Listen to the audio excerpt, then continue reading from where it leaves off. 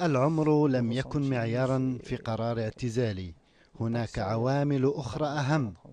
من المحزن جدا أن أقولها مرة أخرى: اللعب مع منتخب فرنسا لا يسعدني.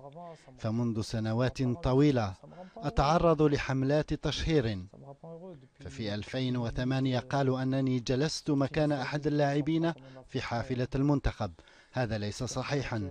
في 2010 لم أشارك في كأس العالم، حيث حاولوا تشويه صورتي وأنا لم أفعل شيئا باستثناء الرد على صحفي أساء معاملتي.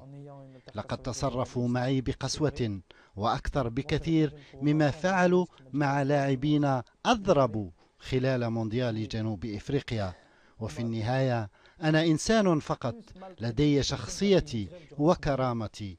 هناك أشياء نتقبلها وأخرى لا. في وقت ما اعتبروني كأنني السبب في كل المشاكل التي لحقت بالمنتخب الفرنسي. هذه ليست الحقيقة. هناك شهود تستطيعون طرح السؤال على زملاء اللاعبين. أنا لم أقم بأي حركة أو فعل سيء منذ عودتي إلى المنتخب مع المدرب ديدي ديشان. ورغم ذلك عادوا ليكرروا روايتهم بأنني شخص يصعب التعايش معه أو تسييره. من الممكن أن أتقبل هذه الأقاويل لمدة ساعة ليوم، لكن ليس أكثر. وكان ذلك ممكنا في الماضي عندما كنت في 19.